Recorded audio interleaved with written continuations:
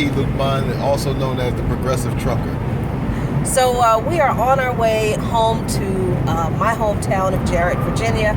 We are on the road. We're on 301 South right now. We are about to go home and spend time with family, and I've got some more cooking to do. But we've been paying attention to some of the I don't know, what do you call them, the trends on social media this year with all of the stuff that's been going on in this country and in this world. It's been really interesting to us, being kind of the activists that we are. We attend protests, we have joined committees, we've gone to city council meetings where we live. We're active through our church in social and racial justice issues. It's been interesting for us to see all these people online like and share articles and videos about all this injustice that's been going on. But then when we go to these events, there are like 8 people there, with the exception of us. And you know, we were just thinking, like, okay, if all of these people are so active on social media when it comes to fighting for racial and social justice and fighting against the government and, you know, pushing for transparency in the government and better representation, where are all these people at and showing up outside of Facebook? That's I don't understand. Well, we were talking about the upside and the downside of social media, and I mean, make no mistake about it. I mean, the internet, social media, Facebook has been wonderful tools for activism. All we have to do is think about the Arab Spring, right, which was basically Facebook driven. But somehow it also is a downside to it too. There was an article that I read from a Syrian woman who said how Facebook hurt the Syrian activism over there, because just like you see in a lot of places that, you know, we can't, a lot of us don't, our activism only is us pushing the like button or angry or they laughing or this and that and the other. And that and a lot of folks feel that that is sufficient. Okay, I'm angry about it, so I've done something. You know, or I pushed the like button. I shared a video. You know, but getting your ass out the seat and going out there and joining with people at protests and stuff, as you said, Jackie, I mean, the crowds are not as large. You take Standing Rock, for instance, and when me and you were down there at Standing Rock, and you go on social media and maybe thousands of people all claim, and I'm talking about thousands of people in our area, all claim, oh, Standing Rock is an injustice. Oh, yeah, it shouldn't be, and the Native Americans this and the Native Americans that. But then when it came time to go down there like we did, you only had a handful of people. Right, like the protest at the White House. Right, exactly. Yeah, and I mean, I don't know if this keeps cutting off or not, but you know, Washington D.C. is not one of those cities where people are you know, shocked by protests. People come to Washington, D.C. specifically to protest. Well, it's the capital city, for God's sake. It's the most powerful country in the world. Exactly. So, you know what? We see all these people online in our area, and I'm talking about people who, let me just make this personal. People who, you know, I have been involved in church with for like 10, 15 years. And I know some of you all are you know, a lot of black conscious folks, and y'all got a lot of bashing to do about Christianity and church folks. Let me just say right here, look, for all of your disdain for Christians and Christianity, I just have to ask you, before you criticize people of faith, especially black people of faith, if you are so much more enlightened because you're not a Christian like I am, explain to me how you are better off than I am. Now that you've broken, you know, you've shaken off the shackles of white Christian mental enslavement. Now that you have this enlightenment that I don't, how are you better than I am? But before you start criticizing folk for their faith, I'd just like for you to think about that for a minute. Well, I think they should turn Facebook into fantasy book. Well, yeah, that's true. The reason why I say fantasy book, because During, every time we have, especially, you talk about the so-called black consciousness. I'm always going to say so-called because consciousness means that you're awakened, and when you're awakened, you produce, and and produce means that you're to action. You're conscious. You can't not do anything. Right. That's the difference between being conscious and unconscious. The unconscious is dead. They can't do nothing. There's no action with the unconscious. But when you're conscious, then you're alive. And when you're alive and you're awakened and you see everything for what's going on, and you can connect the dots, well, then how can you have all of that awareness and not produce anything? Right. So it would always be so-called conscious until we have schools, until we have hospitals, until we can control the political apparatuses of our cities. A lot of so-called black conscious people don't believe in politics. You ain't gonna get anywhere in this country without being involved in politics. Nope. It's just that simple. So so as Yvette Carnell said, I hope I'm pronouncing her name right. Yep, that's right. Yeah, well, she made a good point in the video that I shared that nobody looked at, because she said that, and I had to agree with her, is that the enemy, whoever that may be, you pick who you want it to be, but but whether you want it is the oligarchy or whatever it is, whatever that group is that holds all the cards. They like when you say you ain't participating in politics. Oh yeah. Yeah, they love it when you say you want to move back to Africa. They love it when you say, we're not going to get involved in this and get involved in that. But good, Negro, we don't want you to get involved. In fact, we want you to leave. That's exactly what they want us to do. We want you to hotep it with you. So I mean, and I'm not saying that to insult anybody. What I'm saying is that when we have these incidences where when black people are being murdered by police and all this injustices, and then you got all these folks posing with rifles and and the warrior queens that's throwing knives into mattresses and having martial arts choreography and all this. Mistresses of the stick fight. Yeah, and then you got the brothers that's marching on. You got groups that's marching through areas with their rifles and all this stuff. And and it's fantasy book because it gives the illusion that you're doing something.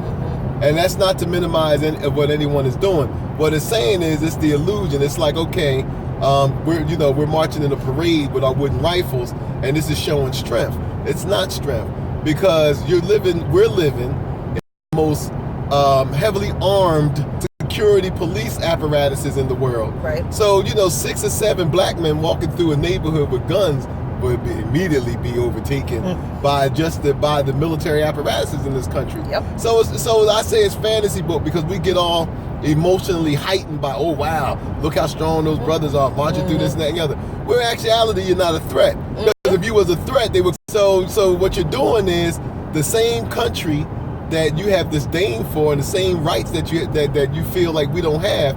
You're taking advantage of those rights because you're exercising your freedom of speech. Yep. And your freedom of assembly. You know what I mean? So that so more than likely you're not going to get gunned down for that. But point your gun at some white folks and see what happens. Right. You know what I mean? So it's fantasy book. And then as far as what you were talking about the religious part of it and everything, I don't understand how you could be pro-black and the people you step on the most are black people. That kills me. Somebody commented on one of our other videos about gentrification, and he said, instead of bashing black people, because we were saying about gentrification, as bad as gentrification is, and as exploitive as it is to poor black people, especially, we do bear some of the responsibility for getting run over sometimes when we don't take advantage of some of the opportunities that we have, few that they may be. If you haven't participated in your city council meetings, if you haven't gone to the city council meetings, if you don't know what the measures are that are going to be passed that are going to kick you out of your homes, if you don't get involved with groups that are fighting to keep affordable housing in your neighborhoods, then if you don't fight for you, why do you think somebody else is going to come into your neighborhood and fight for you? They're not.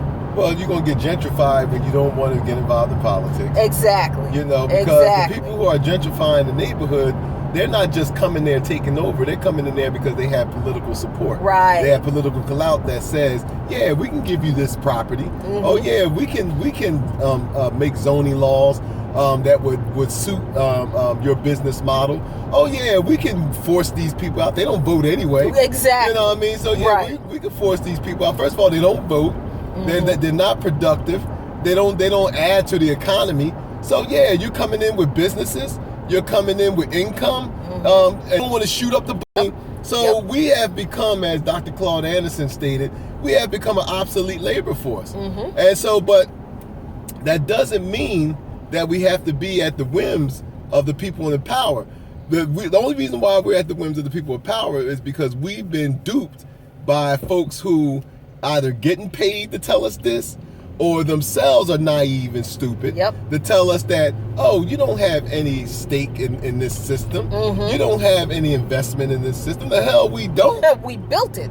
We built this. We built this country. If it weren't for us, America wouldn't exist. America is our inheritance. Exactly. That we refuse to call upon. Mm-hmm. America is our it's a check that we refuse to go get. Yep, that's right. I mean, the dumbest thing that I've heard is black folks saying, we don't need reparations. I don't need nobody. I don't need no handout. That ain't no damn handout. That's not a handout. Reparations is to repair. Repair what? The damage that has been done. Everybody, you ain't seen Native Americans use and anybody else talk about they don't need no handout.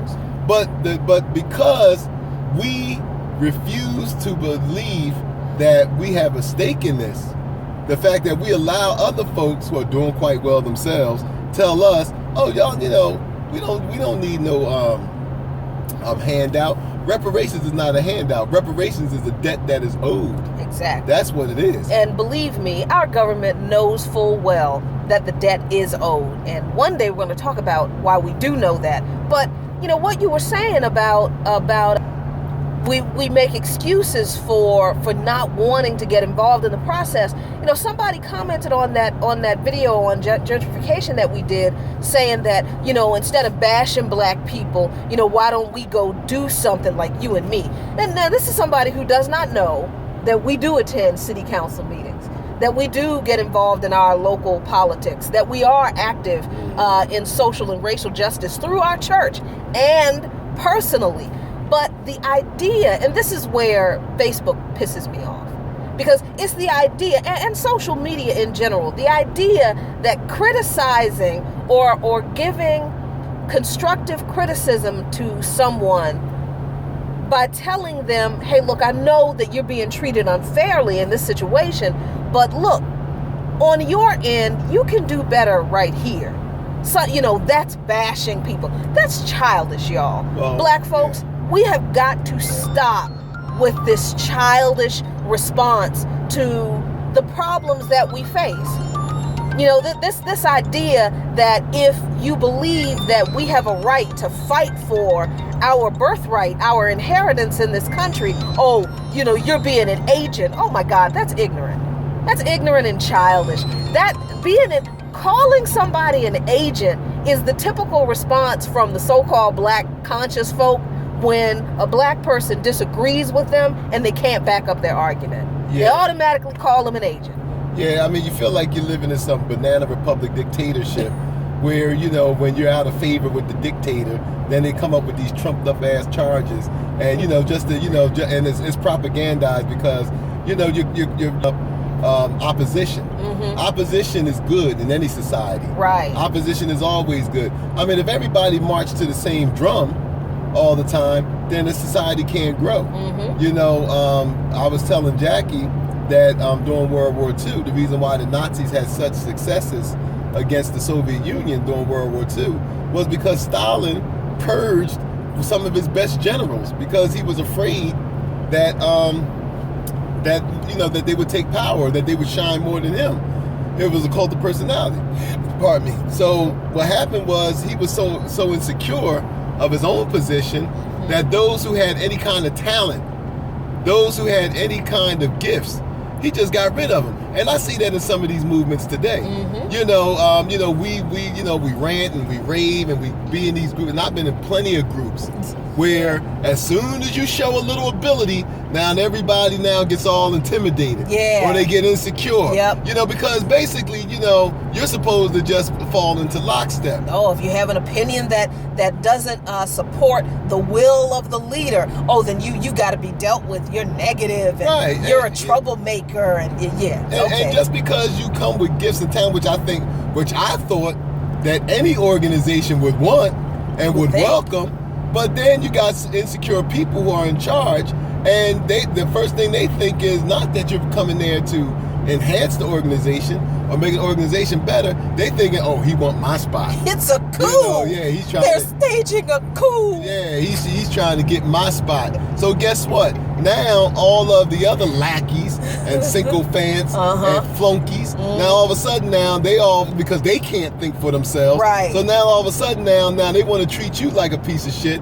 because the insecure leader says, that guy Abdul Shahid, he think it's all about him, or Jackie Luqman think it's all about them, and so they trying to take over. Ain't got nothing to do with taking over, ass. I thought that you said that you wanted capable people in your organization.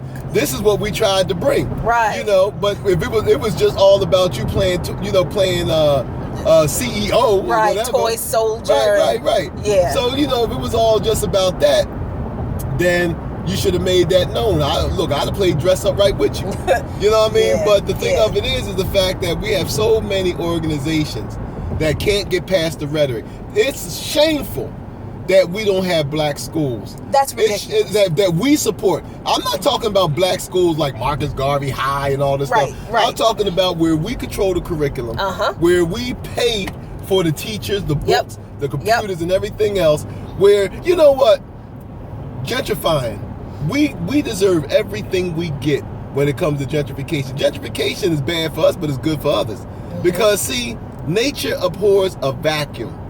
What I mean by that, when there's a vacuum, something has to fill it. If you're not productive where you're at, then somebody else is going to fill that and be productive. And then guess what? We're going to be tapping on the bulletproof gas again, talking about give me some loose.